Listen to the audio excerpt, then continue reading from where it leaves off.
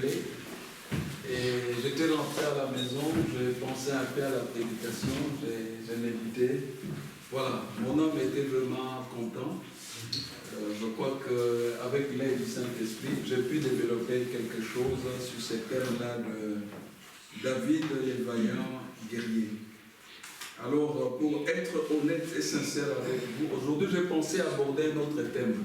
Selon la conduite du Saint-Esprit, je voulais parler de celui qui est en vous est plus grand que celui qui est dans le monde.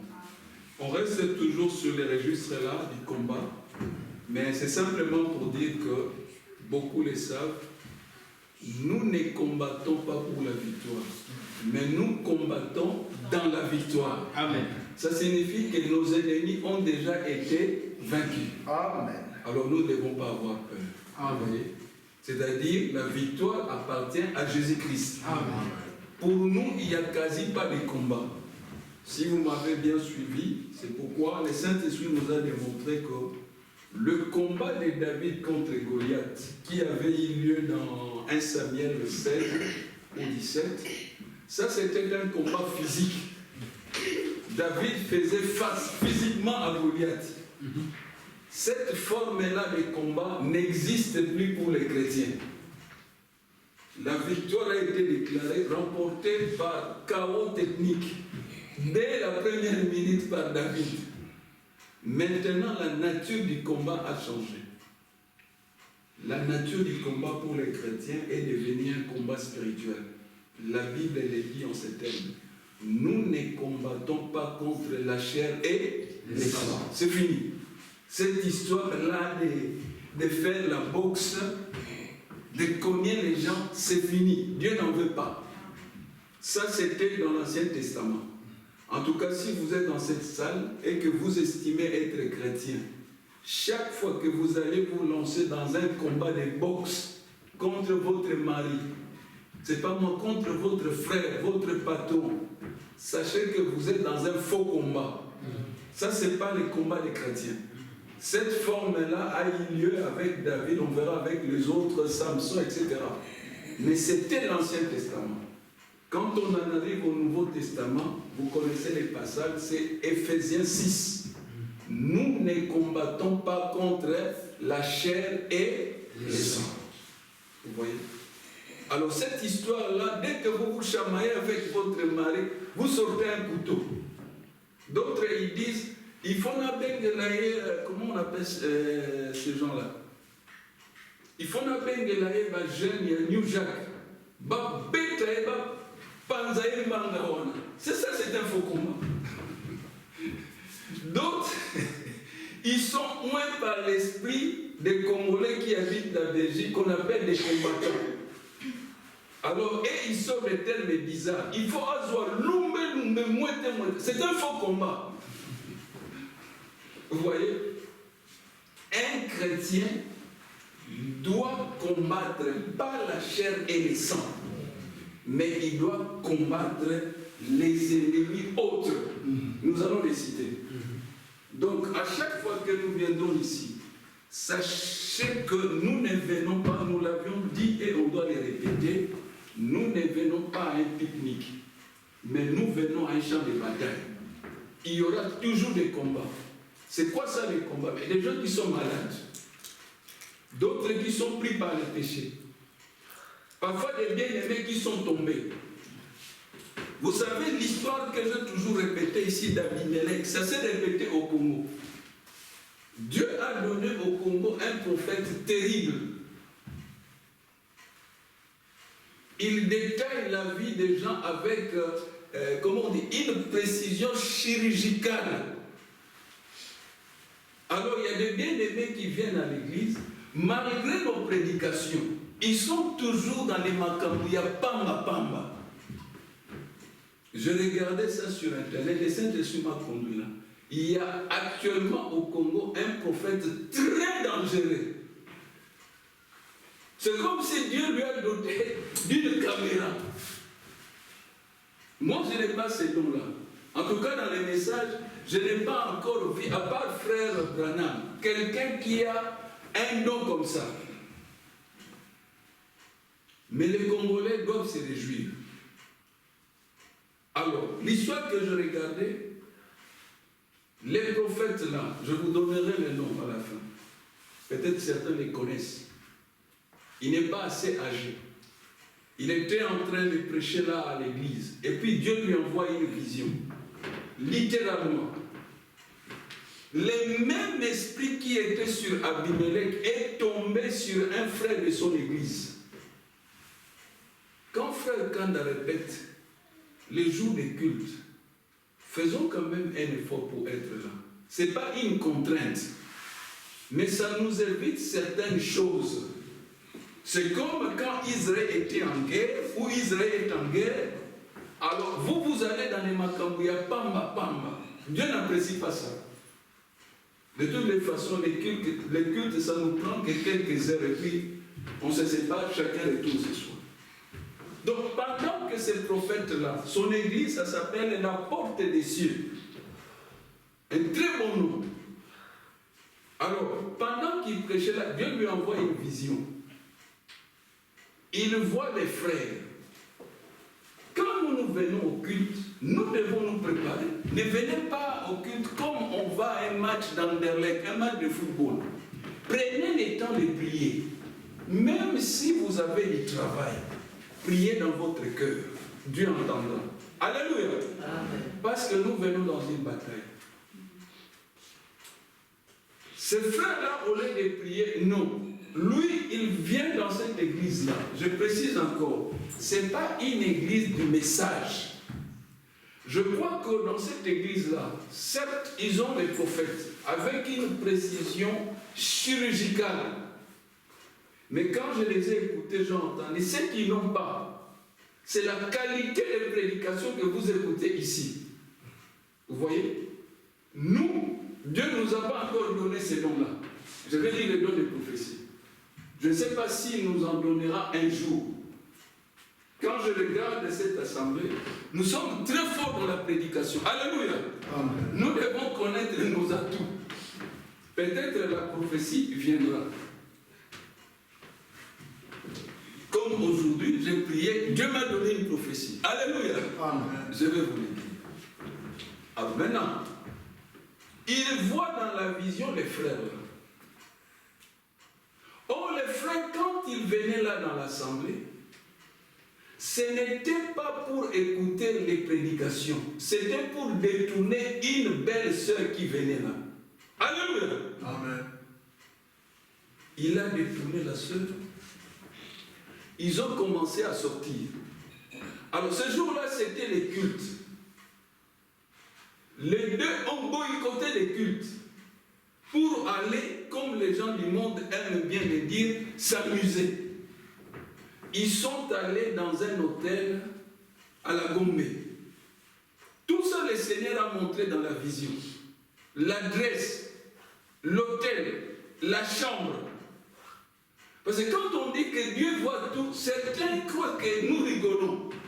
Dieu peut vous donner littéralement les numéros de votre iPhone. Il n'a pas besoin de vous pour vous demander est-ce que les numéros. Non, il ne fait pas ça. Comment est-ce qu'il avait décrit Saul de Tarse auprès d'Ananias? La Bible dit Ananias était en prière et puis il a eu une vision. Dieu lui donne les détails. Est-ce que je dis la vérité? C'est exactement la même chose. Alors le prophète a vu ça. Il a commencé à décrire la scène à l'assemblée. Et les saints de soi continuent de donner toujours des visions. C'est-à-dire à la Gombe, c'était la veille. Le lendemain, journée des cultes, il a encore amené la sœur, cette fois-ci, dans un hôtel en Ngiringiri. Alors les Saint-Esprit montrent la scène. Les pasteurs disent, il ne connaissait pas son numéro. Le Saint-Esprit donne les numéros de iPhone. Il a commencé à citer, frère, faites ces numéros. Il donne tel chiffre, tel. Il dit, bon, prends le téléphone, ça doit sonner. Ça sonne. Les frères ne voulaient pas prendre. Pourquoi? Parce que les frères étaient littéralement dans les mêmes conditions que Adam et Ève dans un hôtel. On ne se moque pas de Dieu. Nous devons savoir que Dieu contrôle tout. je crois, j'ai noté le passage. Un seul passage. Prenez vos Bibles. Lisons-les ensemble. Restez assis, ce n'est pas le texte de référence. C'est simplement pour avertir l'Église. Faisons très attention. Nos vies sont contrôlées. Et sur 24 heures sur 24. Quand David, qui a remporté une victoire héroïque devant Goliath, mais David, négligeant son onction, il va voir une certaine femme. Comme il était roi, il va profiter de sa position. Amenez-moi cette femme-là. David a abusé de cette femme, Bathsheba. Vous connaissez l'histoire. Personne n'était là. Il en a fait un secret d'État, comme beaucoup de bien-aimés, beaucoup de sœurs. Quand ils trompent Dieu, ils font un secret d'État. Vous ne pouvez pas, comment on dit, piper un mot à l'extérieur. Ça reste secret. Mais ce que ces bien-aimés ne savent pas, c'est la rigolade. Dieu voit tout. La Bible dit, même les ténèbres devant Dieu, c'est la lumière. Alléluia. Nous devons faire très attention avec nous. Pourquoi le Saint-Esprit insiste sur ce genre de choses? Le Saint-Esprit veut élever notre degré de sainteté, de sanctification, pour que nos vies soient pures. Amen. Amen. Hébreux 4, 13. Restez assis, on va les lire ensemble.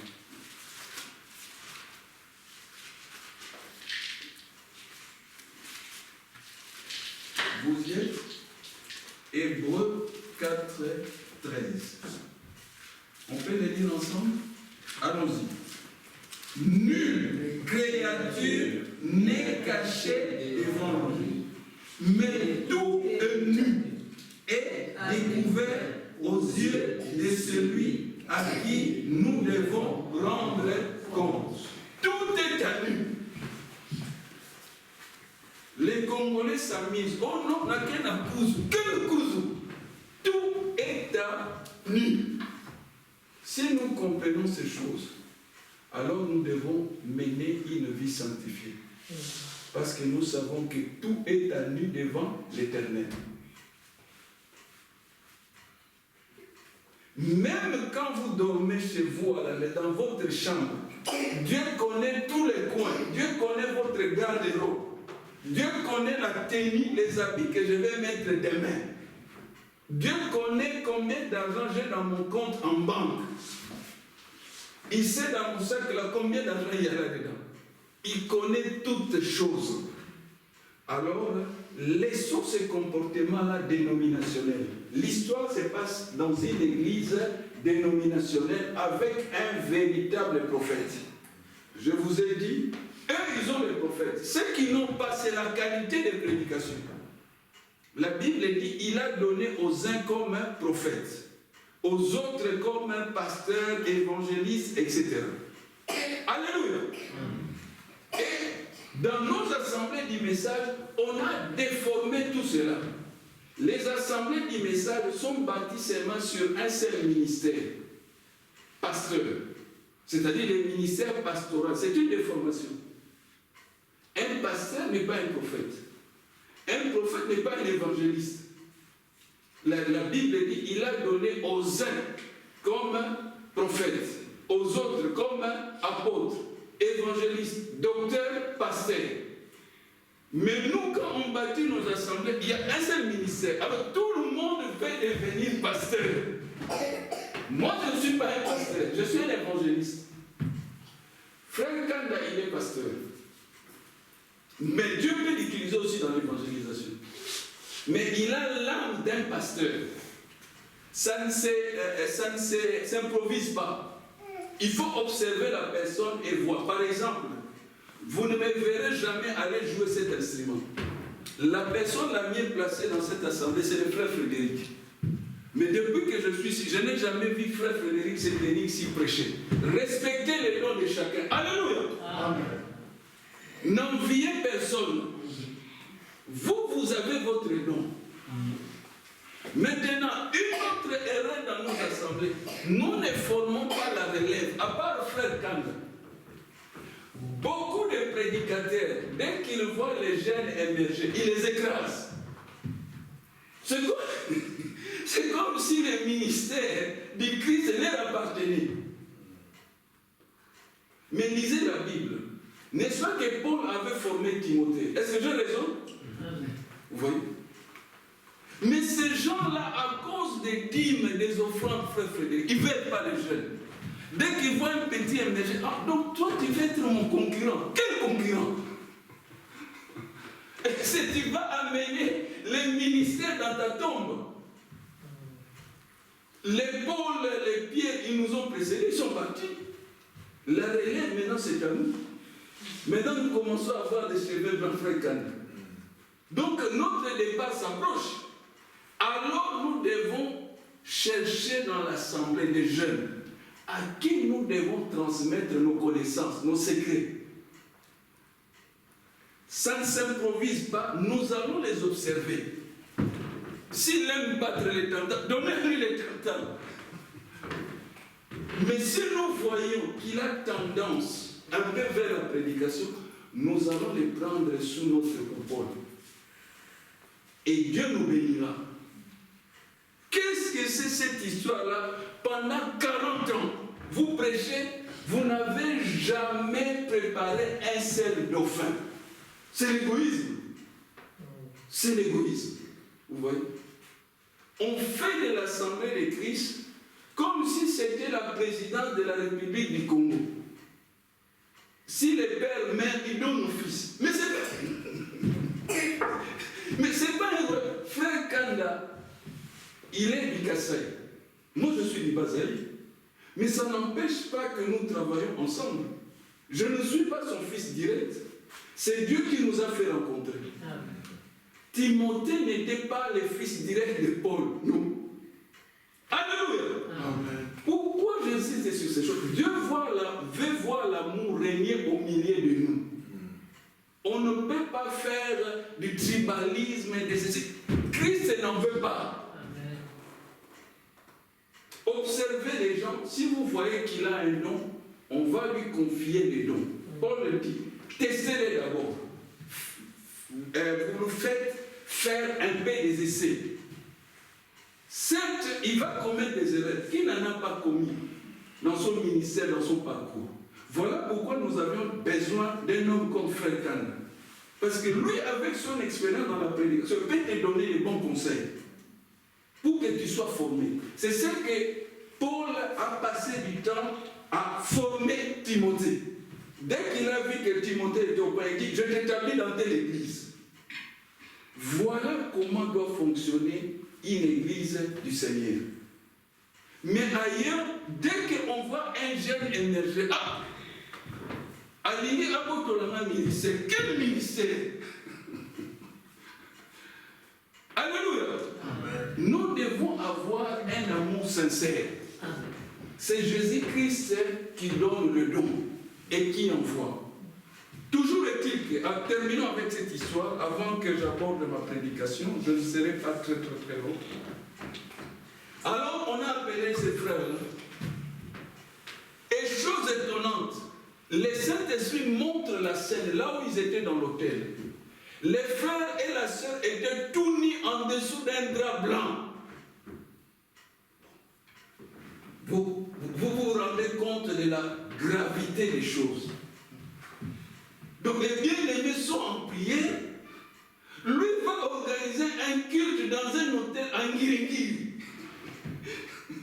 Bon, habituellement, quand nous tenons nos cultes, comme frère, quand nous nous habillons bien, on met costume. Mais quel genre de culte sous un drap tout nu? Si ce n'est pas un culte diabolique. Alléluia. Dieu l'a vu. Vous voyez? Les gens croient que Dieu est devenu aveugle. Mais vous vous trompez. C'est mal connaître Dieu. Les gens croient que le Dieu qui avait vu la scène d'Abimelech avec Sarah, c'est comme si à notre époque, Al-Misouné et Koufi, à ce moment de ressuscité. C'est mal connaître l'Éternel.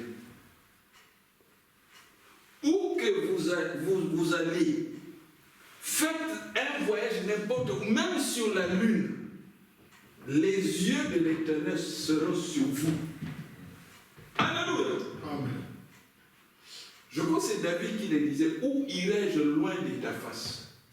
Même si je me cache en dessous du sol, là, dans le sous-sol, ton esprit, tes yeux me verront. Nous n'avions pas un endroit pour nous cacher devant l'Éternel. Laissons cette histoire-là d'Adam et Ève. Ils ont mangé les fruits. Ils sont allés se cacher sous un arbre. Mais ça, c'est l'enfantillage. Ils croyaient qu'en allant se cacher sous les bananiers ou je ne sais pas quel arbre, que maintenant Dieu serait avec. Alors, dès qu'ils se sont cachés, la voix. Adam, où êtes-vous? Mais c'est l'heure du culte. Mais pourquoi vous ne venez pas au culte? Alléluia. Amen. Vous voyez? Ne laissons pas notre onction, ne vendons pas notre onction au diable. Le diable combattra toujours l'onction. Parce que dès qu'il entend qu'il y a quelqu'un qui est moi, le diable convoque son conseil et dit, c'est David là, avec sa victoire contre Goliath, il commence à me taper sur le système. C'est comme ça que le diable dit. Mais laissons-les se réjouir. À partir du moment où il commettra une erreur, il va regretter toute sa vie. Donc nous avions l'onction. Nous avions montré lui l'onction ici. Et nous avions vu dans la Bible que Christ nous a donné l'onction. Attention, cette onction-là, tout chrétien peut la recevoir. Il n'y a pas de problème. Recevoir l'onction, c'est une chose. Mais garder l'onction, c'est une question difficile. Beaucoup de gens ont reçu cette onction.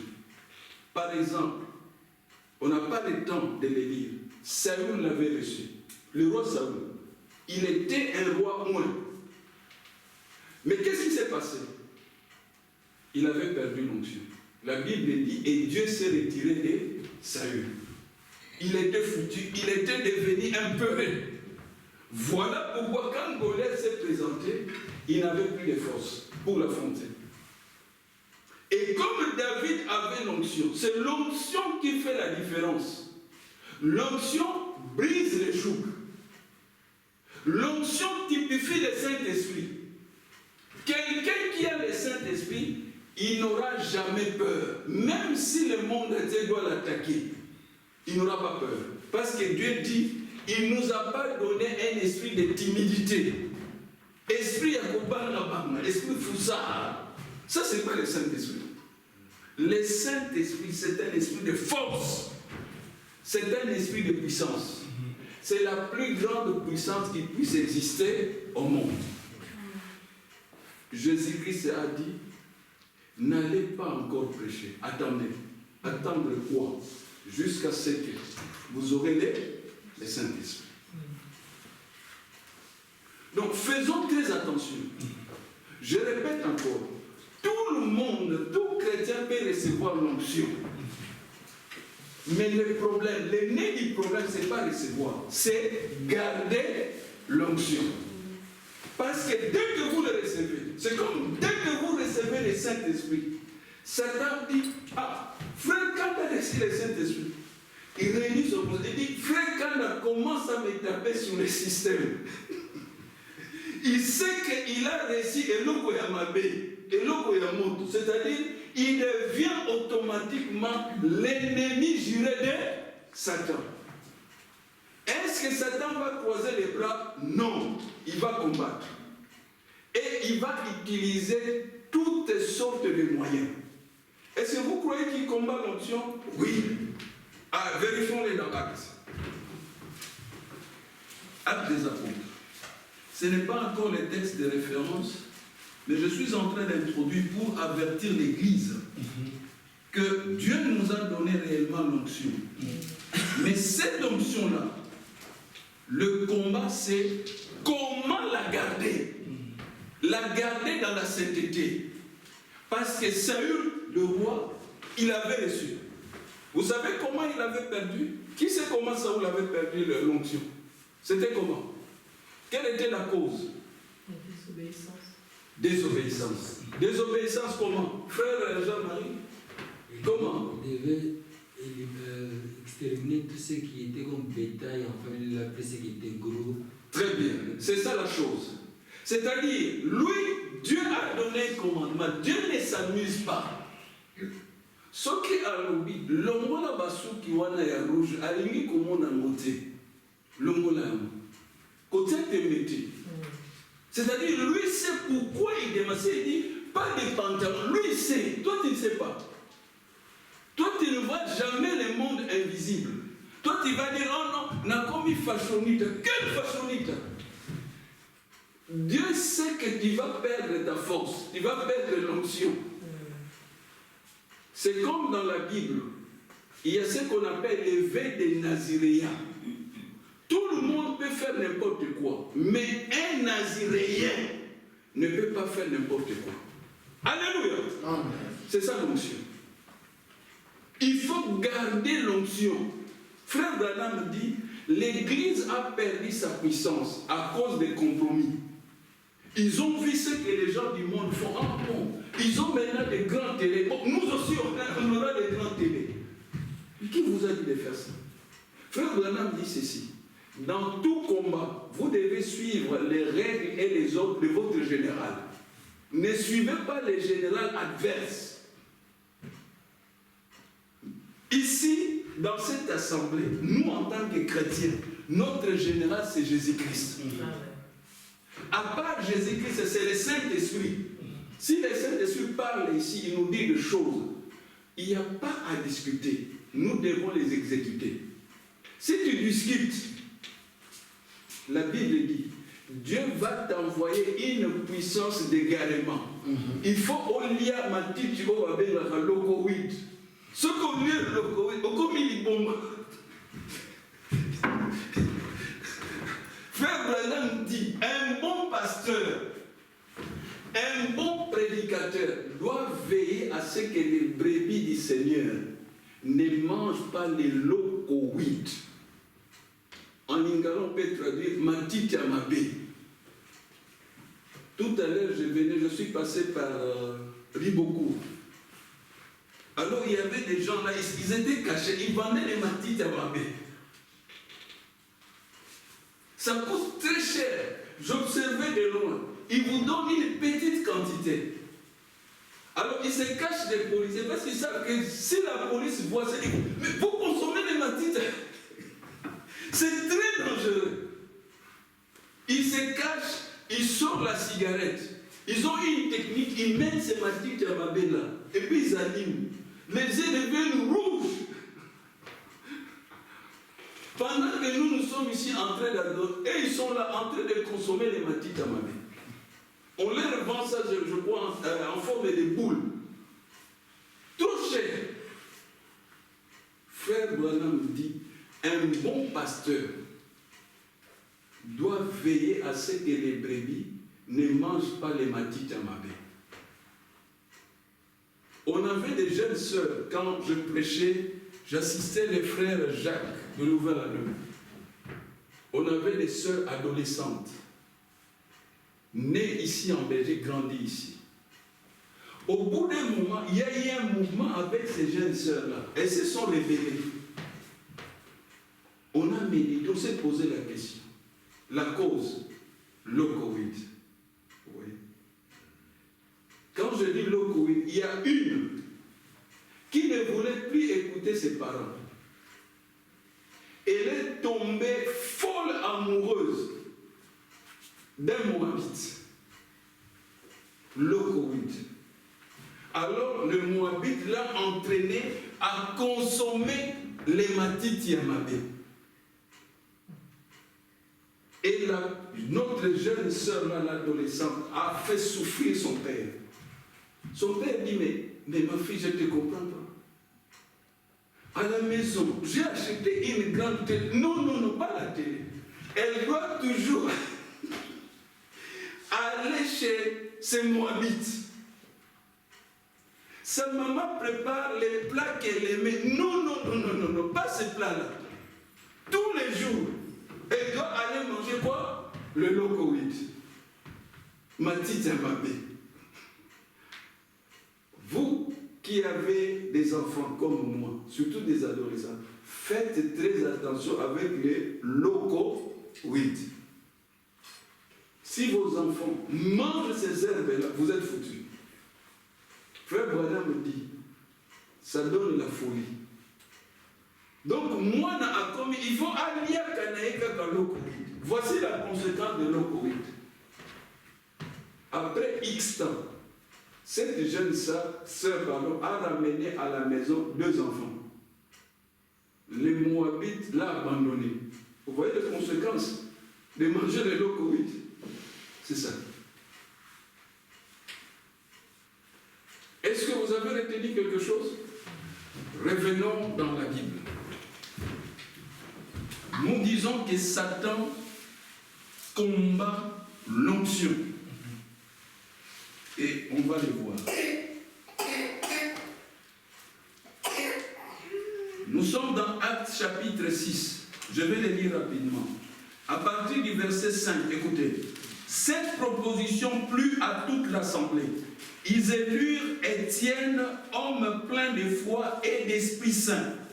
Philippe, Prochor, je crois, Nicanor, Timon, Parménas et Nicolas, prosélytes d'Antioche. Ils les présentèrent aux apôtres qui, après avoir prié, leur imposèrent les mains. Amen.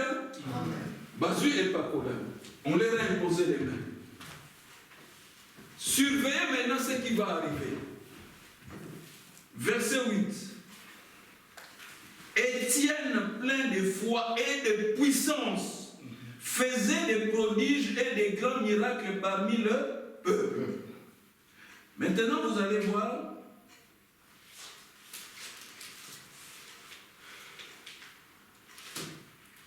C'est Étienne-là. On va le tuer. D'abord, on va les martyriser. Je cherche les passages qu'il est dit. Si vous avez trouvé là où on a jeté les pierres sur Étienne, si vous l'avez trouvé, j'ai pris une nouvelle Bible. Si quelqu'un l'a trouvé, vous pouvez les lire.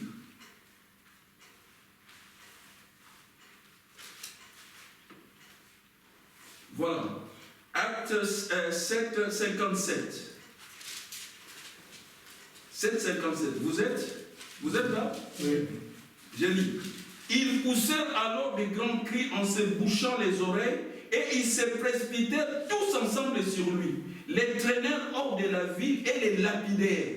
Les témoins déposèrent leurs vêtements aux pieds d'un jeune homme nommé Saul. Et ils lapidaient Étienne qui priait et disait, Seigneur Jésus, reçois mon esprit. Puis s'étant mis à genoux, il s'écria d'une voix forte, Seigneur, ne leur impute pas ses péchés. Et après ces paroles, il s'endormit. Vous voyez? C'est que l'onction fait. C'est que le baptême du Saint-Esprit fait. On l'a martyrisé. Question. Est-ce qu'il avait fait quelque chose de mal? Non. Il priait pour les malades. Il faisait des miracles, Étienne. Mais Satan n'aime pas l'onction. Il faut abonner ça à un mot. Parce que si une personne a l'onction du Saint-Esprit, en d'autres termes, tu as le baptême du Saint-Esprit, pour Satan, tu deviens dangereux. Tu deviens son ennemi juré. Pourquoi? Il est conscient que tu es là pour détruire son royaume.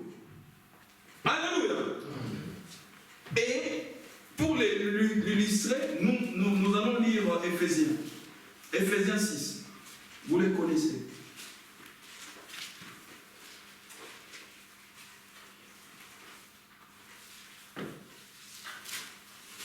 C'est-à-dire, mon texte de référence, c'est le même que nous avions dit la fois passée. Je pensais peut-être prolonger sur la vie de David, mais quand je vous amène sur Éphésiens 6, je vous fais remarquer que Goliath avait une armure digne d'un bon soldat. D'abord, il avait l'avantage d'être grand, géant. C'est ce que la Bible dit. David, c'était un petit enfant. Le désavantage d'être un petit enfant était doublé par le fait que David avait des armes rudimentaires. À peine quelques, je crois, 5 pierres, et puis une lance, c'est tout. Voilà comment Dieu procède dans les combats. Il vous donne des armes qui paraissent inutiles. Par exemple, un malade se présente ici sur la chaise roulante. À l'écran, quand on va prendre une bouteille d'huile, les dieux me regardent, oh là, oh là. Alléluia. Amen. C'est ce que Dieu fait. Vous vous rendez compte, quelqu'un qui souffre de coronavirus au micro, on nous l'amène ici. Alors, frère, quand amenez la petite bouteille, il dit, oh, mais c'est avec ça, oui, c'est avec ça. Alléluia. Amen. Dieu utilise des choses pas mal. Parfois même, s'il vous donne la puissance, vous n'allez même pas prendre la bouteille d'huile. Vous direz au malade, assieds-toi là. On va seulement passer. L'ombre, les malades regardent l'ombre. Il va dire, mais si je savais, je n'allais même pas venir dans cette assemblée. L'ombre. Moi, je pensais que vous avez collectionné des bouteilles de Pfizer, Moderna, ombre. Alléluia. Amen. Dieu a des armes ridicules. Ça semble être enfantin. Mais c'est ce que Dieu a choisi. Il a choisi des choses pas mal, des choses négligeables, pour confondre le diable. Vous allez voir la liste des armes ici. Il n'y a pas de mitraillettes, frère Frédéric.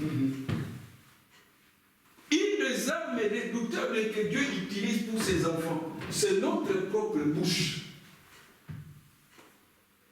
C'est ce qu'Élie avait utilisé. Élie a dit, je peux commander par ma parole, le feu va descendre. Les prophètes de Baal regardent, ah, mais ce type doit être le feu. La parole, le feu, il a commandé. Est-ce que le feu n'était pas descendu? Le feu était descendu. Alléluia. Amen. Donc Dieu nous a donné des armes. Aux yeux du monde, ces armes-là, ça paraît ridicule. Mais pour Dieu, c'est des mitraillettes ultra puissantes. On va les citer. C'est ce que David avait. Mais ici, dans Ephésiens 6, vous allez les voir. Écoutez, à partir du verset 12. D'abord, nous identifions nos ennemis. Vous ne pouvez pas faire une guerre sans bien identifier vos ennemis. Parce que certains, ils ont mal identifié leurs ennemis. Aux yeux de l'Église, lorsqu'ils se sont mariés, ils se sont donné des bisous devant tout le monde. Il appelle son mari chéri. L'autre l'appelle bébé, comme les Congolais. Au lieu de dire bébé, bébé. Bon, on accepte. Et puis, ils sont allés à la maison. Arrivés à la maison, chose curieuse, la femme commence à considérer son mari comme étant un bonguna. C'est-à-dire, Satan que nous cherchons devient le mari. Et vice-versa. Faux combat. La Bible va nous déterminer qui sont nos ennemis. Lisons-les tous ensemble. Allons-y. Car nous n'avons pas à lutter contre la chair et le sang, mais contre qui? Les dominations. Voilà un ennemi. Tika mombali na yo kimia. Tika mwasi na yo kimia. Ton ennemi, ce sont les dominations. Et les dominations, si tu ne sais pas, ce sont des esprits. Alléluia. Amen. Vous épousez une femme, elle était tendre. Mais vous l'amenez à la maison. Abongwami akomi mama elimangano. Voilà les dominations. Vous avez épousé un mari qui était gentil, un chouchou. Vous arrivez à la maison, le type perd son emploi. Moi, vous avez sous-souté. Akomi papa kana kana, vieux django. les dominations.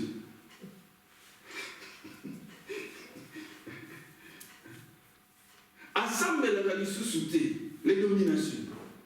Dès que vous lui demandez, mais papa, on veut acheter du pain. Ah, toi tu es le papa. Tu ne sais pas qu'il est grand temps de prier, d'utiliser l'arme qu'on appelle la prière. Alléluia. Amen. Frère Branham l'appelle généalogie. Puisque ces choses doivent arriver, ce sont nos ennemis. Tu peux perdre ton emploi. Tu peux ou ne pas manger pendant des jours. Mais tu dois combattre. Alléluia. Amen. Nous sommes dans un combat. Tika Kogange la moindre batte. Ozwa qui est qu'il appelait bébé. Mais si qu'on a un bon côté, qu'on bête toujours. Proférant des menaces. Non, ne profère pas des menaces. L'ennemi, ce sont les dominations. Parce que quand ces dominations-là descendent dans nos maisons, Jean 10, les voleurs ne viennent que pour voler, détruire et égorger. C'est sans pitié. Vous devez le savoir. Vous n'êtes pas devenu chrétien pour que alléluia. Tu ne veux pas combattre, mais chaque fois quand tu prends ton bain, nous on va t'attendre dans ta salle de bain. Je serai couronné. Qui va te couronner? Il faut combattre. Le couronnement vient après les combats. Même David, avant qu'on chante sa gloire par les femmes, il a battu Goliath. Alors la Bible nous montre nos Goliaths d'aujourd'hui, les dominations. Alléluia. Amen. C'est pas tout. Allons-y, retournons dans les versets 12 là. Contre les dominations, contre qui? Les autorités. Oh, il y a un gars qu'on a comment moi si mon bal. Quel moi si mon bal? Monstre. Nous on prie, on aimerait avoir des sœurs tendres. Oh, il y a comment moi si mon bal. D'autres, quand les maris ne travaillent pas, surtout au Congo, on a ça moi si natika nangaka le boko moko et l'autre le boko. Ce qu'on dit le boko moko, l'autre le boko, Jésus-Christ est là. Alléluia. Amen. Faites comme David. L'Éternel est mon berger, je ne manquerai de rien. Nous devons croire l'évangile. Quand David dit ça, il veut nous dire que lui aussi a connu la famille. Mais il a combattu la famille. Alléluia. Amen. Qui ne sait pas que frère Branham est né dans une famille pauvre? Ils avaient à peine un petit miroir là. Frère Branham a vécu dans la galère. Alléluia. Amen. Jésus-Christ est né dans une crèche. Il n'est pas né comme les Belges disent avec une cuillère d'eau dans la bouche. Non. Il a taillé son chemin dans les rocs, allant jusqu'à la cour.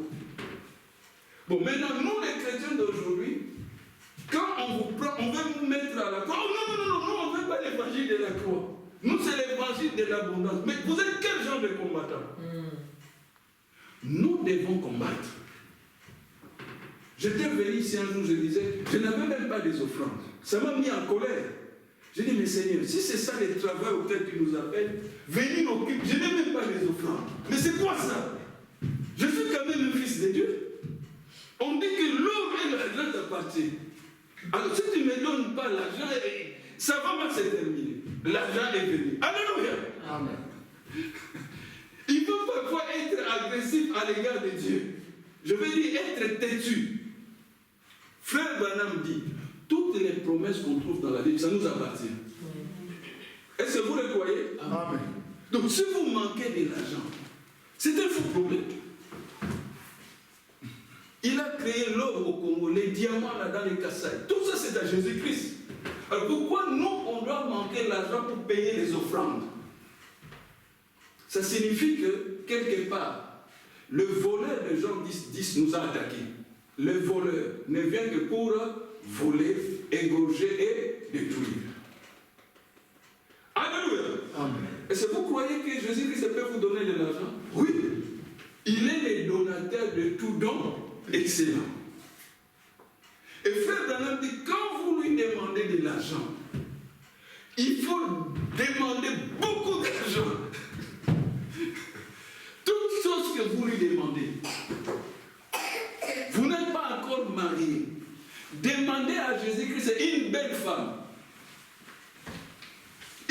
intelligente, sage, craignant Dieu. À peu près ça. Mais ceux qui ont dit que oh non, on a éliminer. Alléluia. Amen. Continuons, verset 12. Contre les autorités. Écoutez, contre les princes de ce monde des ténèbres. Autre ennemi. Contre les esprits méchants dans les lieux célestes. Est-ce que vous avez identifié nos ennemis? Et ce n'est pas tout. Il y a plusieurs catégories. La pauvreté, c'est notre ennemi. La colère, c'est notre ennemi. Les maladies, toutes sortes, ce sont nos ennemis. Est-ce que vous le croyez?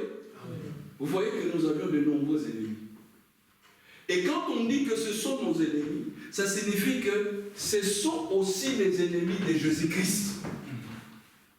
L'avantage que nous avions sur nos ennemis, nous avions la victoire dans notre camp. L'avantage que nous avions sur nos ennemis, nous ne combattons pas pour la victoire, nous combattons dans la victoire. Sachez que tout problème qui va vous arriver est sous contrôle de Jésus-Christ. C'est ça l'avantage. Il ne sommeille ni ne dort.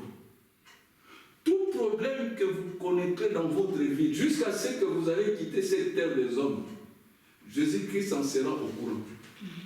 Maintenant, ce qu'il demande, vous devez savoir utiliser vos genoux pour lui en parler.